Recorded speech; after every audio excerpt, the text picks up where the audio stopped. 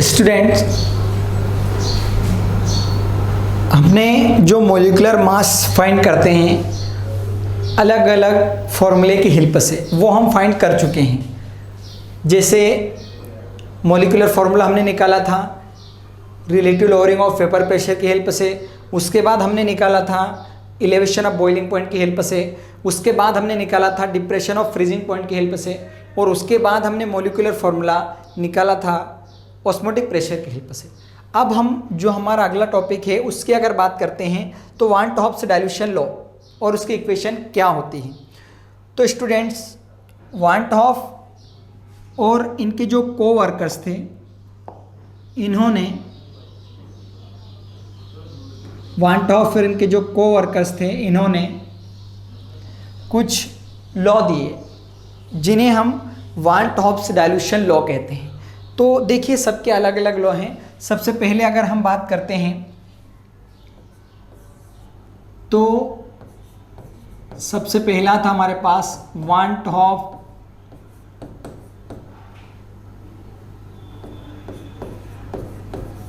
Boils law. सबसे पहला तो ये था। तो इन्होंने जो लॉ दिया था वो दिया था कांस्टेंट टेम्परेचर पर। देखिए, पाई हमारे पास में है ऑस्मोटिक प्रेशर। पाई क्या हमारे पास? Osmotic pressure. तो इनका लॉ बहुत ही सिंपल था। देखिए यहाँ पर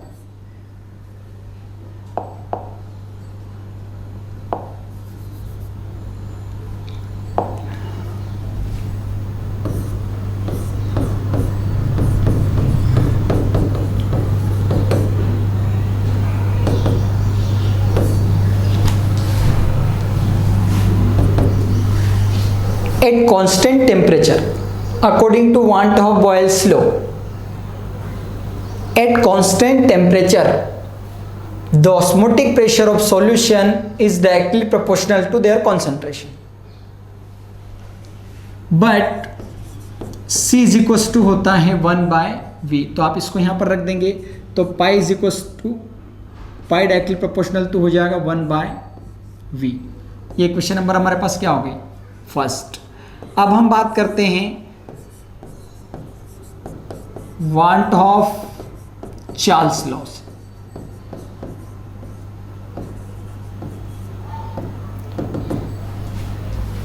तो इनका लॉ बहुत सिंपल था। यहां पर जो C है वो कांस्टेंट रहेगा। At constant concentration the osmotic pressure of solution is directly proportional to temperature. ये इनका लॉ था, बहुत ही सिंपल था। अब इसके बाद बात हम करते हैं one two half Avogadro law.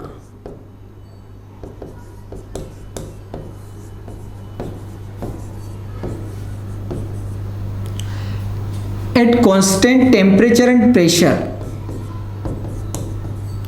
Constant temperature and pressure the osmotic pressure of solution is directly proportional to number of moles। ये तीन लॉ थे स्टूडेंट्स, क्लियर है यहाँ पर। अब इसके बाद अगर हम बात करते हैं तीनों इक्वेशन की बात करें, equation first, second and third, तीनों की बात करते हैं। देखिए, equation first, second and third.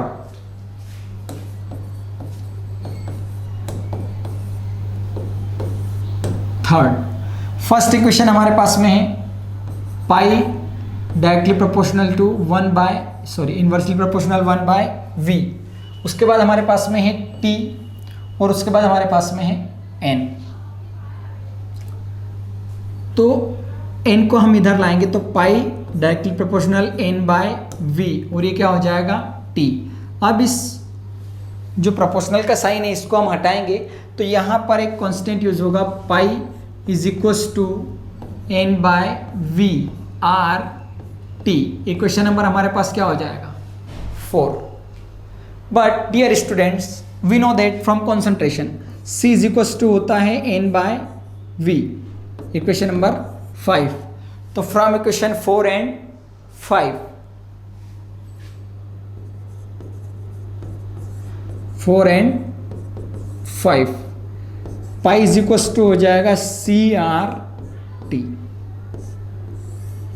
Pi is equals to CRT, hence proved. Students, ये जो इक्वेशन है इसे आप कहेंगे वान टॉप्स इक्वेशन, वान टॉप्स इक्वेशन इसका नाम है, आप ऐसा ध्यान रखें। तो ये आप जानते हैं कि pi is equals to where करके आप लिख सकते हैं, pi is equals to osmotic pressure, C is equals to concentration, R is equals to constant and T is equals to temperature. ये आपको कंपलसरी लिखना है, ठीक है स्टूडेंट्स। अब थोड़ा सा नॉलेज के लिए अगर हम बात करें तो दो चीज़ें हमने पढ़ी है। एक हमने पढ़ा है elevation of boiling point, elevation of boiling point ये हमने पढ़ा है, और एक हमने पढ़ा है डिप्रेशन ऑफ फ्रीजिंग पॉइंट। दो चीजें आपने पढ़ी हैं। तो एलिवेशन ऑफ बॉइलिंग पॉइंट, इसकी जो ग्राफ इक्वेशन है, अगर हम इसका ग्राफ बनाते हैं तो ग्राफ इक्वेशन क्या होगी उसको देखिए। ये होती है delta TB is equals to होगी TB माइनस TB नॉट या TB0। ये क्लियर है यहाँ पर। तो जो डेल्टा TB है वेयर करके अगर आप लिखें delta TB is equals to elevation of boiling point. क्या है यहाँ पर हमारे पास? Elevation of boiling point. TB की अगर हम बात करें स्टूडेंट, तो TB हमारे पास में है बॉइलिंग पॉइंट ऑफ सॉल्यूशन। क्या है हमारे पास? Boiling point of solution. TB naught की अगर हम बात करते हैं तो ये हमारे पास में है boiling point of pure solvent, boiling point of pure solvent. जब हम न्यूमेरिकल करेंगे तो इक्वेशन आपके काम की है। उसके बाद आगे अगर हम बात करते हैं, दूसरी चीज हमने फाइंड की थी, ग्राफिकल इक्वेशन की बात करें, depression of freezing point, depression of freezing point. Students, इसकी जो ग्राफिकल इक्वेशन की अगर हम बात करते हैं कि इसकी ग्राफ इक्वेशन क्या आएगी डिप्रेशन ऑफ फ्रीजिंग पॉइंट की, तो देखिए delta TF is equals to TF nought minus TF। अब वेयर करके आप लिख सकते हैं यहां पर भी कि जो डेल्टा TF है ये आपके पास है डिप्रेशन ऑफ फ्रीजिंग पॉइंट,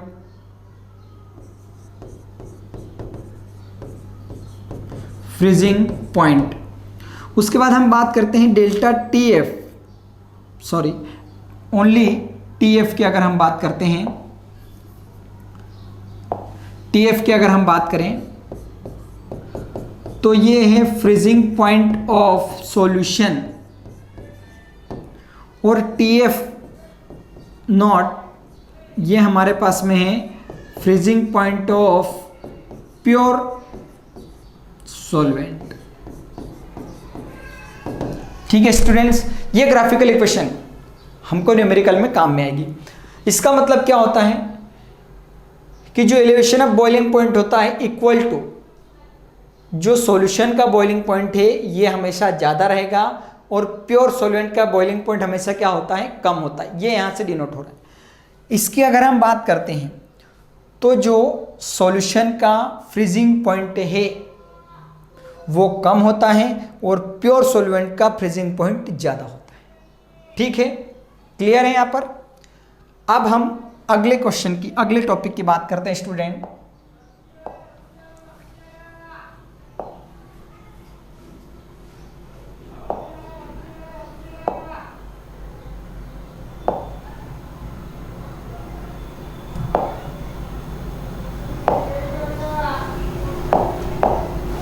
अब हमारे पास आगे अगर हम देखें तो जैसा कि आप देख रहे हैं हमारे पास क्वेश्चन है, right the difference between osmosis and diffusion.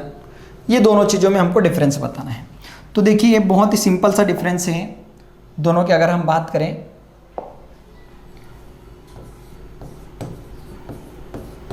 Osmosis और हमारे पास में है डिफ्यूजन। सबसे पहली बात स्टूडेंट हम बात करेंगे molecule of solvents. When molecule of solvent move from higher concentration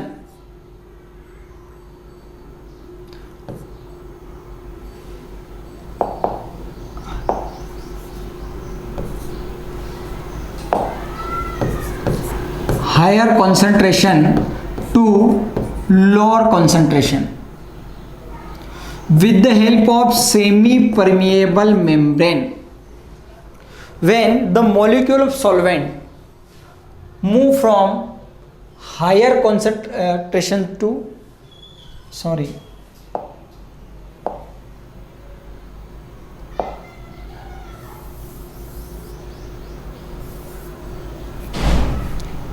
देखिए, when molecule of solvent move from lower concentration to higher concentration with the help of semi-permeable membrane. When the molecule of solvent move from lower concentration to higher concentration with the help of semi-permeable membrane is called osmosis. When the molecule of substance, difference देखिए बहुत ही simple है, molecule of substance move from higher concentration to lower concentration, higher concentration to lower concentration is called diffusion. Second point बहुत ही simple है, semi permeable membrane is required, इसमें semi permeable membrane आवश्यक होती है, semi permeable membrane is not required. Clear students. अगले point की अगर हम बात करते हैं तो this process only for solvent, किसके लिए यूज होती है? ओनली फॉर सॉल्वेंट के लिए यूजफुल होती हैं. और ये इसकी अगर हम बात करें तो सॉलिड, लिक्विड और गैस तीनों के लिए यूजफुल होती हैं. इस प्रोसेस में ऑस्मोसिस की अगर हम बात करें तो जो फोर्स लगता है या इस प्रोसेस को जो अपोज करता है उसे हम कहेंगे ऑस्मोटिक प्रेशर. Osmotic pressure. और इसमें जो फोर्स अप्लाई होता है उसे हम कहेंगे diffusion pressure. Diffusion pressure. Students, generally अगर हम बात करें तो इसके दो टाइप होते हैं. कितने टाइप होते हैं? दो टाइप. एक होता है एंडोऑस्मोसिस, एक होता है endosmosis.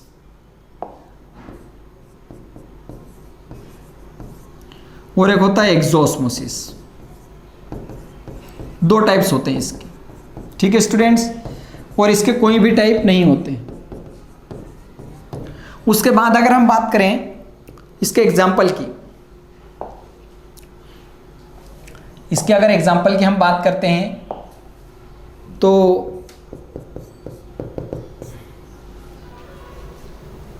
Swell of seeds in water. ठीक है, जब हम बीजों को रख देते हैं पानी में तो वो फूल जाते हैं. ये एग्जाम्पल है हमारे पास में ऑस्मोसिस का. और इसके एग्जाम्पल हैं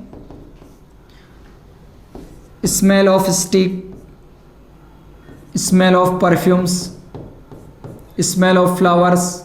ठीक है, ये इसके एग्जाम्पल हैं, परफ्यूम्स ईटीसी. ठीक है स्टूडेंट्स. तो ये डिफरेंस था सेमी परमिएबल मतलब ऑस्मोसिस और डिफ्यूजन के बीच में. और जनरली आपको एक बात ध्यान रखना है, एग्जाम्पल में कॉपर हेक्सासाइनोफेरेट या कॉपर फेरोसाइनाइड, ये एग्जाम्पल होता है सेमी परमिएबल मेम्ब्रेन का. एक सिंथेटिक या man made semi permeable membrane है. उसका मैं आपको फॉर्मूला बता देता हूँ. Cu2FeCN6 ये फॉर्मूला होता है dear student semi permeable membrane का. आप इसको ध्यान रखें, Cu2FeCN6, जिसमें आयरन की ऑक्सीडेशन स्टेट 4 निकलेगी. ठीक है. तो ये डिफरेंस था हमारे पास osmosis and diffusion. Okay students, चलते हैं अगले टॉपिक की ओर. आप देखिए हमारा अगला टॉपिक जो हमारे पास में है, बर्कले हार्टले मेथड जो है उसके हमको एडवांटेज बताना है. क्या बताना है? एडवांटेज. तो तो सबसे पहले मैं आपको ये बता दूं कि जो बर्कले हार्टले मेथड है वो यूज़ कहाँ पर होती है। Berkeley Hartley method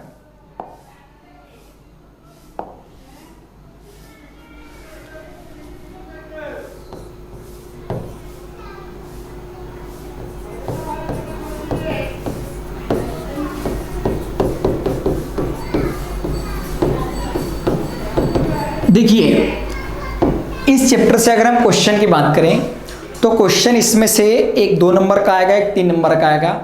generally Berkeley Hartley method में उसके एडवांटेज आपसे पूछ सकते हैं या तो उसका 3 नंबर में डायग्राम पूछ सकते हैं। तो जो डायग्राम है वो आपको जब आप नोट से देखेंगे पीडीएफ में वो आपको मिल जाएगा। तो इस मेथड के 2 नंबर में एडवांटेज भी आ सकते हैं कि इसके एडवांटेज क्या होते हैं। ठीक है, एक सिंपल सा मैं उसका आपको हल्का सा एक डायग्राम इस टाइप से बता देता हूँ।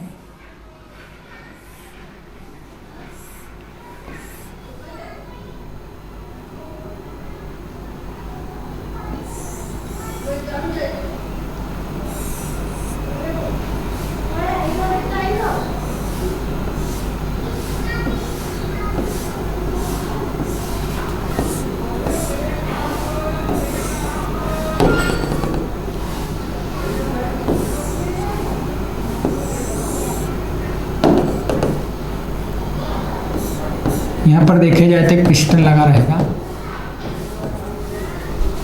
यहाँ पर वॉच भी रहती है उसमें स्टेप से जो भी है।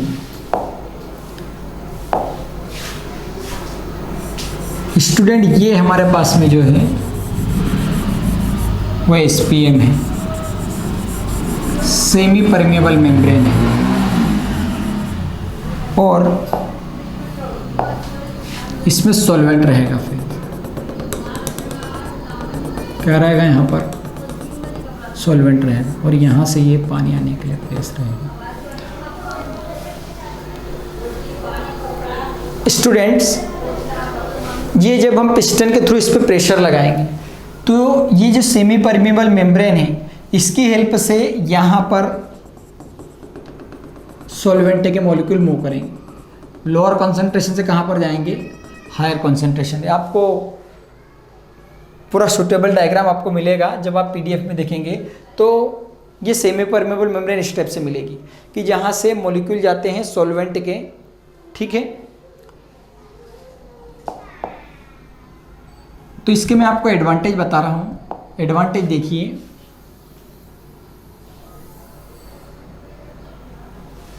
एडवांटेज में सबसे पहले अगर हम बात करें तो पहला एडवांटेज ये है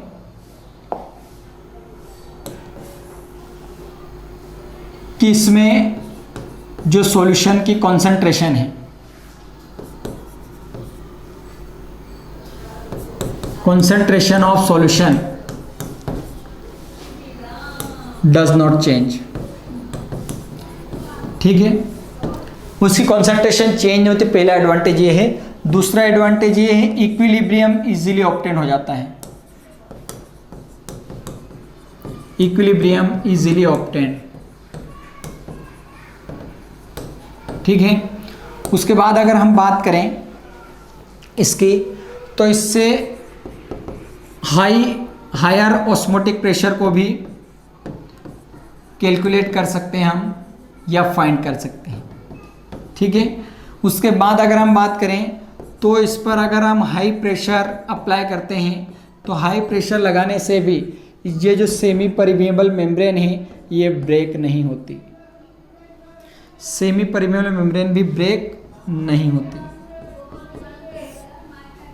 ठीक है, ये आपको ध्यान रखना है, सेमी परमेबल मेम्ब्रेन ब्रेक नहीं होती हाई प्रेशर लगाते हैं तो भी। तो ये इसके एडवांटेज हैं बर्कले हार्टले मेथड के। ठीक है, उसके बाद स्टूडेंट हम चलते हैं अगले टॉपिक की ओर। तो अगले टॉपिक की अगर हम बात करें तो हमारे पास अगला टॉपिक जो है difference between molality and molarity. ये दोनों में डिफरेंस है हमारे पास में।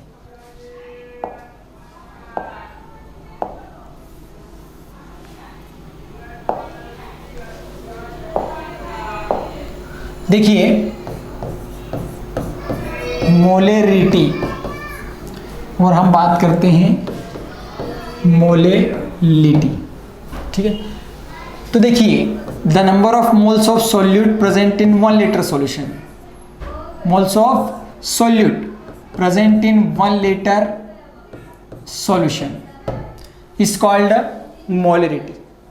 इसकी डेफिनेशन सिंपल है, the number of moles of solute present in 1 kg of solvent, 1 kg of solvent, उसे हम क्या कहेंगे, मोलेलिटी। इसको डिनोट करते हैं हम कैपिटल M से, इसको डिनोट करते हैं हम स्मॉल m से। इसका जनरली अगर हम फॉर्मूला देखेंगे तो m इजिक्वल्स टू होता है WB into 1000 upon MB into V। इसका जनरली अगर हम फॉर्मूला देखेंगे तो m इजिक्वल्स टू होगा WB into 1000 upon MB into WA। ठीक है, इसकी अगर हम यूनिट की बात करते हैं तो इसकी यूनिट होगी ग्राम मोल पर लीटर, इसकी यूनिट होगी ग्राम मोल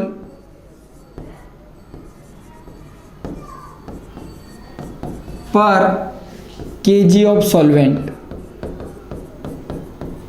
ठीक है स्टूडेंट्स, इसकी अगर हम बात करें तो it will be change with temperature, change with temperature.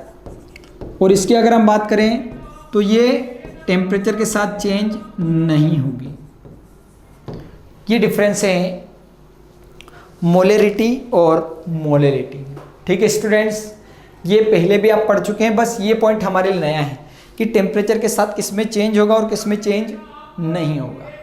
Clear है? अब हम अगले क्वेश्चन की ओर बढ़ते हैं, देखते हैं हमारा अगला क्वेश्चन क्या है।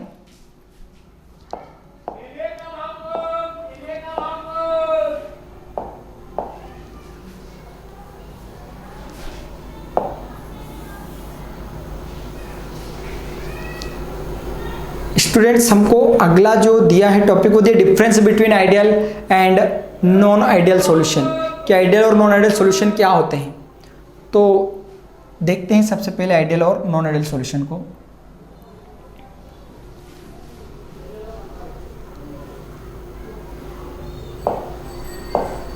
देखिए दो टाइप है हमारे पास में,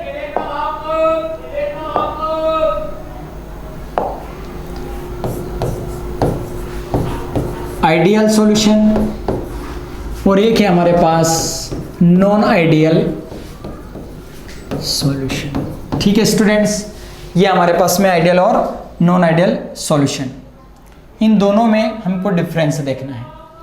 तो देखिए पहला डिफरेंस, दे ओबे राउल्ट्स लॉ,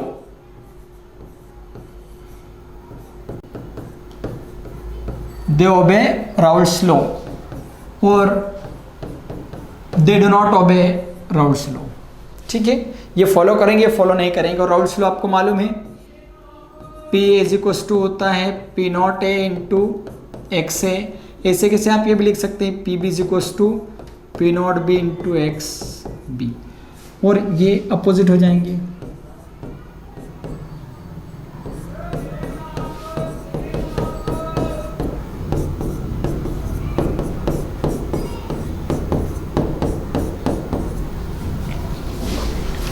ठीक है, उसके बाद आइडियल सॉल्यूशन की अगर हम बात करते हैं तो इसमें एंथैल्पी चेंज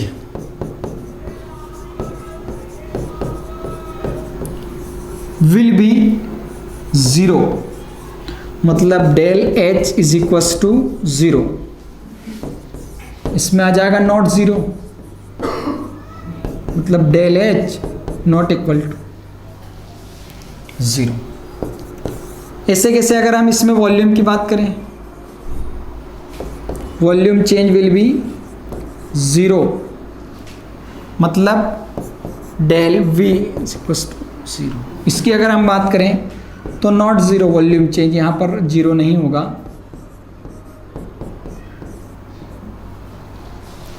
ठीक है, जनरली आइडियल सॉल्यूशन की बात करें तो दे हैव नो टाइप, इसके कोई भी टाइप नहीं होते हैं। लेकिन इसकी अगर हम बात करें तो इसके कितने टाइप होते हैं? 2 टाइप। 2 टाइप का होता है ये। एक होता है हमारे पास में पॉजिटिव डेविएशन और दूसरा होता है नेगेटिव डेविएशन।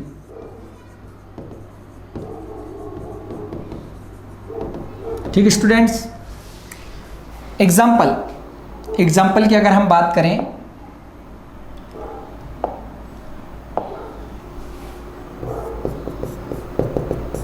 तो benzene plus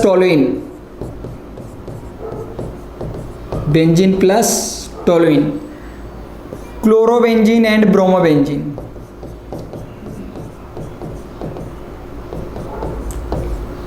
N heptane plus N hexane, ये एग्जाम्पल हैं आइडियल सॉल्यूशन के। Chlorobenzene plus bromobenzene, benzene plus toluene, N heptane plus N hexane, ये एग्जाम्पल हैं आइडियल सॉल्यूशन के।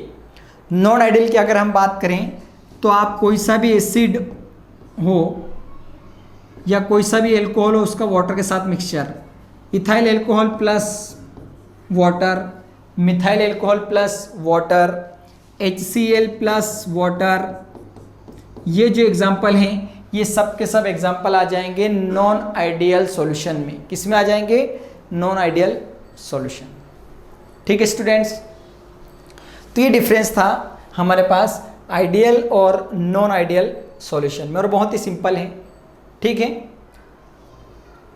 आगे अगर हम बात करें कि हमारा अगला क्वेश्चन क्या आएगा, तो बहुत ही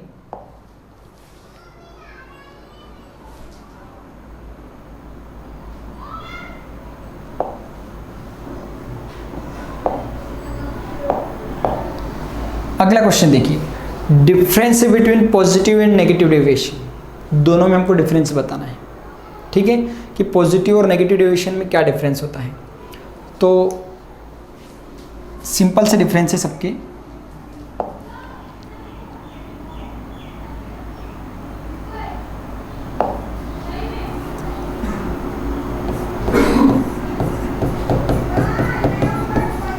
पॉजिटिव डेविएशन और एक तरफ अगर हम बात करें तो नेगेटिव डेविएशन। ठीक है, तो सबसे पहले पॉजिटिव डेविएशन में हम आते हैं। इनका जो वेपर प्रेशर होता है, this have more vapour pressure,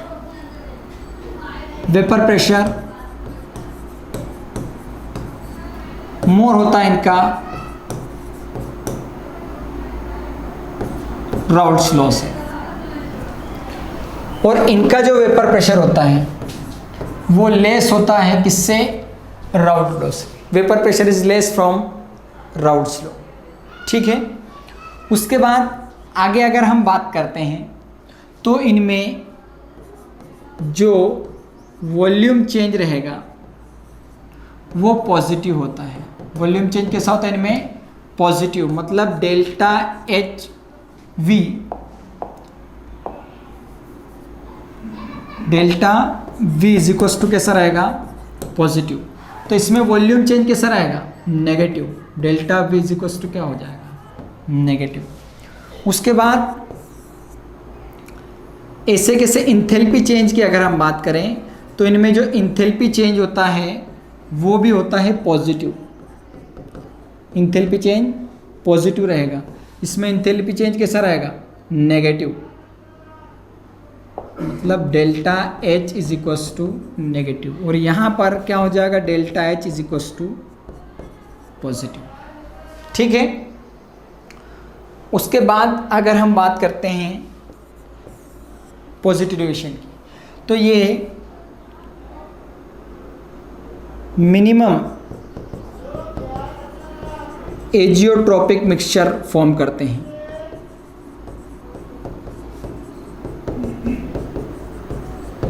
और ये मैक्सिमम एजियोट्रोपिक मिक्सचर शो करते हैं। मतलब सिंपल सी बात है कि इनके जो बॉइलिंग पॉइंट होते हैं वो लो होते हैं, लो बॉइलिंग पॉइंट शो करते हैं मिनिमम, और इनकी अगर हम बात करते हैं तो ये हाई बॉइलिंग पॉइंट शो करते हैं। उसके बाद स्टूडेंट्स आगे अगर हम बात करें तो इनकी कंडीशन ये होती है, दिस आर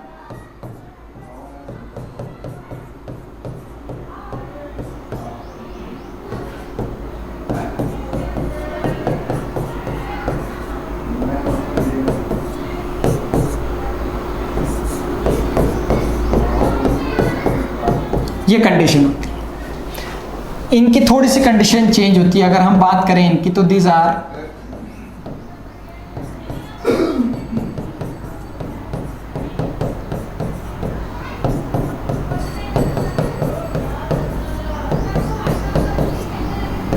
ये यहां पर कंडीशन चेंज हो जाएगी।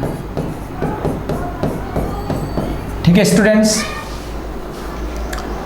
एग्जाम्पल की अगर हम बात करें तो मैं जैसे आपको बताए हैं C2H5OH प्लस वाटर का सॉल्यूशन लेंगे हम, CH3OH प्लस वाटर का सॉल्यूशन ले लेंगे। इनकी अगर हम बात करें एग्जांपल में तो HCl plus H2O, HNO3 plus H2O। ठीक है स्टूडेंट्स, तो ये हमारे पास में पॉजिटिव और नेगेटिव डेविएशन था और उनमें डिफरेंस था कि दोनों में क्या डिफरेंस होता है। ठीक है स्टूडेंट्स, आपने डिफरेंस देख लिए और इनके क्या एग्जाम्पल थे वो हमने देख लिए और कंडीशन जो है हमारे सामने क्लियर है। ठीक, अगले टॉपिक की अगर हम बात करते हैं तो स्टूडेंट हमारा जो अगला टॉपिक है वो हम देखते हैं, छोटी छोटी डेफिनेशन है हमारे पास में। देखिए कौन कौन सी डेफिनेशन हमारे पास में, आइसोटोनिक सॉल्यूशन है, हाइपोटोनिक सॉल्यूशन है, हाइपरटोनिक सॉल्यूशन है, एजियोट्रोपिक मिक्सचर है और रिवर्स ऑस्मोसिस। ठीक है, तो सबसे पहले हम डेफिनेशन की अगर हम बात करें तो isotonic solution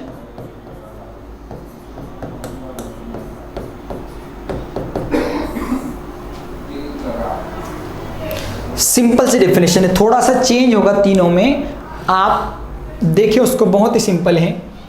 when the concentration of solution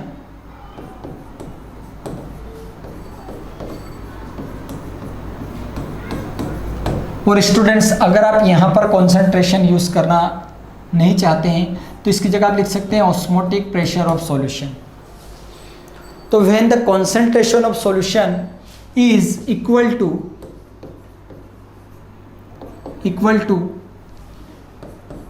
the concentration of cytoplasm, तो यहां भी कंसंट्रेशन की जगह आप क्या यूज कर सकते हैं, osmotic pressure. when the concentration of solution is equal to the concentration of cytoplasm is called isotonic solution। ठीक है, या आप ऑस्मोटिक प्रेशर का यूज कर सकते हैं, when the osmotic pressure of solution is equal to the osmotic pressure of cytoplasm, that is called isotonic solution। और ऐसे सॉल्यूशन में अगर हम किसी भी सेल को इमर्ज्ड करते हैं, सेल को क्या करते हैं, इमर्ज्ड करते हैं, तो उसके साइज में कोई चेंज नहीं होगा, उसके साइज में कोई चेंज नहीं होगा। अगर आइसोटोनिक सॉल्यूशन में हम सेल को इमर्ज्ड करते हैं तो इसके साइज में कोई चेंज नहीं होगा। तो जितने भी हमको जो साइरप मिलती है या जो बॉटल्स लगाए जाते हैं, इंजेक्शन लगाई जाती है, वो सब के सब सॉल्यूशन कैसे होते हैं, आइसोटोनिक सॉल्यूशन होते हैं। इस बात को आप अच्छे से ध्यान रखें। जो बॉटल्स इंजेक्शन यूज़ की जाती है, साइरप यूज़ की जाती है, वो हमारी बॉडी सेल्स के लिए आइसोटोनिक सॉल्यूशन का वर्क करती है, ऐसा आप ध्यान रखें। और इसका एग्जांपल मैं आपको बताऊं कि जैसे सॉल्ट सॉल्यूशन में अगर हम RBCS को रखते हैं तो इनके साइज में कोई चेंज नहीं होता, इनके साइज में कोई चेंज नहीं होता। जनरली अगर आप देखें तो जो हमारा ब्लड होता है उसको अगर हम वाटर में डालते हैं तो वो फट जाता है, पूरा उसमें डिज़ोल्व हो जाता है, फट जाता है। लेकिन अगर हम सॉल्ट सॉल्यूशन में उसको रखते हैं, एक डेफिनेट कॉन्सेंट्रेशन के सॉल्ट सॉल्यूशन में रखते हैं, तो जैसे हम उसमें ड्रॉप डालेंगे ब्लड की, वो सेम वैसे के वैसे रहेगी, उसके साइज़ में कोई चेंज नहीं आएगा, मतलब वो आइसोटोनिक सॉल्यूशन का वर्क करता है। इसके बाद अगली डेफिनेशन की अगर हम बात करें तो अगली डेफिनेशन हमारे पास में है हाइपरटोनिक सॉल्यूशन। स्टूडेंट्स थोड़ा सा पहली डेफिनेशन को देखें। When the concentration of solution, मतलब osmotic pressure of solution is lower than osmotic pressure of cytoplasm. ठीक है, when the osmotic pressure of solution, sorry यहां पर हायर आएगा,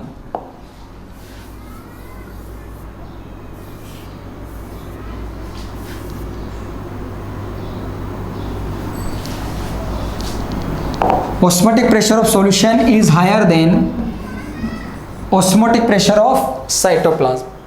तो इस टाइप के सॉल्यूशन को, जब ऑस्मोटिक प्रेशर सॉल्यूशन का जो हाई रहेगा किससे, साइटोप्लाज्म से, इस टाइप के सॉल्यूशन को हम कहेंगे हाइपरटोनिक सॉल्यूशन। और स्टूडेंट्स अगर ऐसे सॉल्यूशन में हम किसी सेल को इमर्ज्ड कर दें, सेल को क्या कर दें, इमर्ज्ड कर दें, तो जो सेल है वो श्रिंक हो जाती है। क्या हो जाती है, श्रिंक हो जाती है। ठीक है, मतलब वो सिकुड़ जाती है। तो जब किसी भी सेल को अगर हम हाइपरटोनिक सॉल्यूशन में रखते हैं तो सेल श्रिंक हो जाती है। इस प्रोसेस को हम कहेंगे प्लाज्मोलाइसिस। क्या कहेंगे इस प्रोसेस को हम, प्लाज्मोलाइसिस। ठीक है स्टूडेंट्स, इस टाइप इसका एग्जांपल मैं आपको दूं, बहुत ही सिंपल एग्जांपल इसका, कि अगर हम ग्रेप्स को, ठीक है, सॉल्ट सॉल्यूशन में रख देते हैं, तो सॉल्ट सॉल्यूशन में जब ग्रेप्स को रखते हैं तो ये श्रिंक्ड हो जाते हैं। ठीक है, ये एग्जांपल है हाइपरटोनिक सॉल्यूशन का। उसके बाद थर्ड नंबर पे अगर हम बात करते हैं hypotonic solution. Hypotonic solution simple सी डेफिनेशन है कि ऑस्मोटिक प्रेशर की हम कंपेयर कर रहे हैं स्टूडेंट्स, कि जब सॉल्यूशन का osmotic pressure of solution is lower then osmotic pressure of cytoplasm, osmotic pressure of cytoplasm।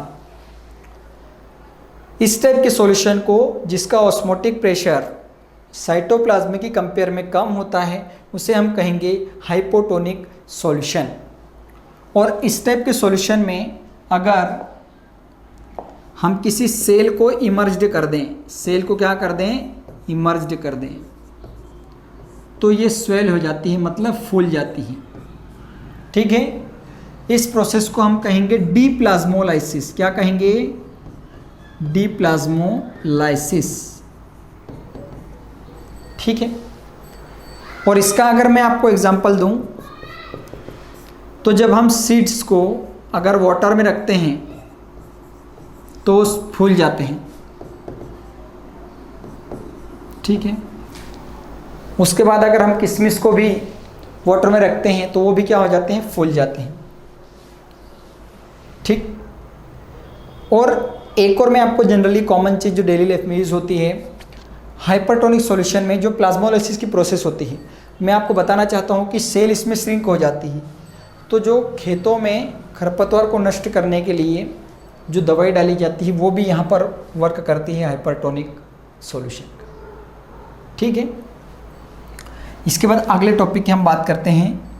हमारे पास में जो हमारा अगला इसमें है, आइसोटोनिक सॉल्यूशन हो चुका है, हाइपरटोनिक सॉल्यूशन हो चुका है, हाइपोटोनिक हो चुका है। अब हम बात करते हैं एजियोट्रोपिक मिक्सचर की, कि एजियोट्रोपिक मिक्सचर क्या होते हैं। ठीक है,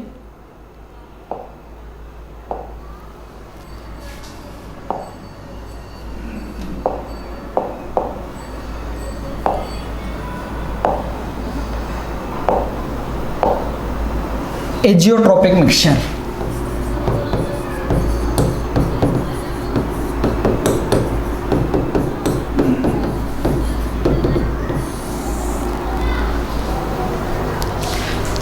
स्टूडेंट्स, ऐसा कोई सा भी मिक्सचर जिसका केमिकल कंपोजिशन सेम होता है, केमिकल कंपोजिशन क्या होता है, सेम होता है, और जो एक डेफिनेट टेम्परेचर पर बॉयल होता है, डेफिनेट टेम्परेचर पर क्या होता है, बॉयल होता है।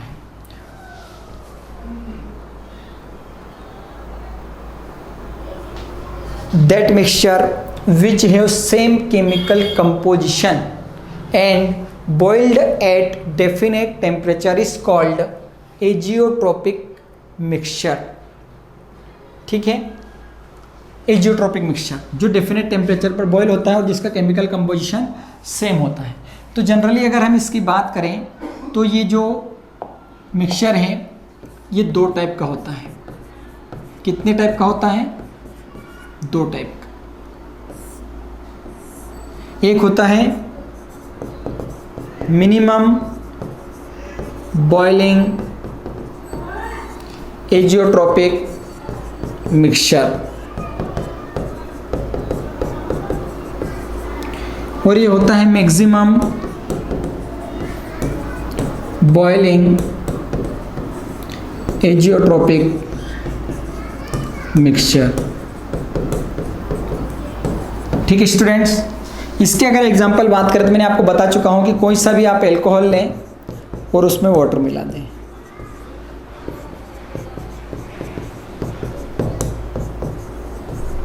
और इसमें कोई सा भी एसिड लें और उसमें वाटर मिला दें।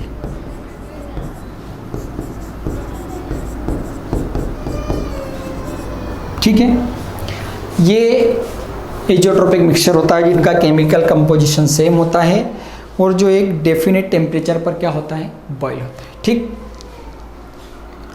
अब लास्ट जो हमारे पास टॉपिक बचा हमारा वो होता है रिवर्स ऑस्मोसिस।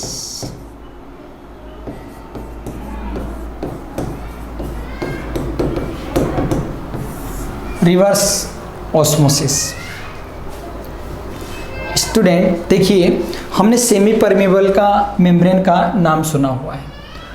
तो ऑस्मोसिस की प्रोसेस में होता क्या है कि जो एप्लाइड फोर्स होता है उस प्रोसेस में वो अगर अधिक हो,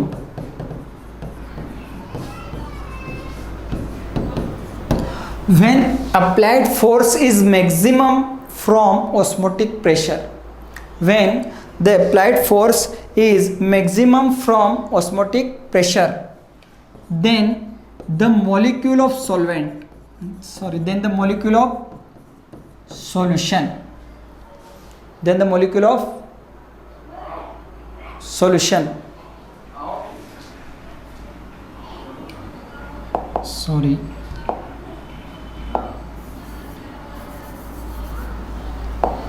when the applied force is maximum from osmotic pressure, then the molecule of solvent move from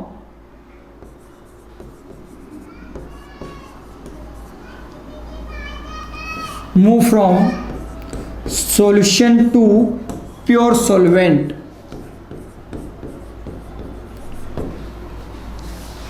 When the applied force is maximum from osmotic pressure, then the molecule of solvent move from solution to pure solvent with the help of semi-permeable membrane. With the help of semi-permeable membrane, this is called reverse osmosis.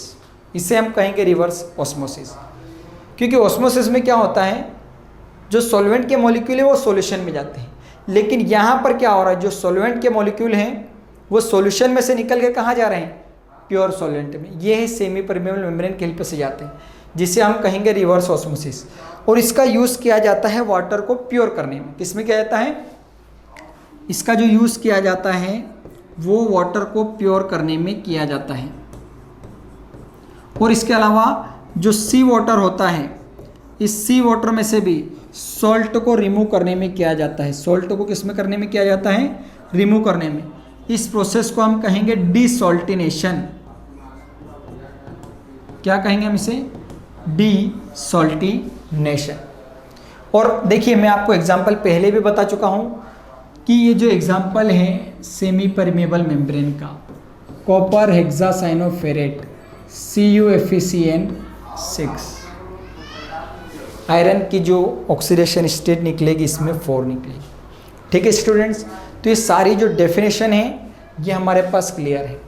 अब किसी भी type की definition आए तो आपको घबराने की ज़रूरत नहीं है, आप इजीली इसको सॉल्व कर सकते हैं और नोट्स में आपको क्लियरली ये सारी चीज़ें लिखी हुई मिल जाएगी।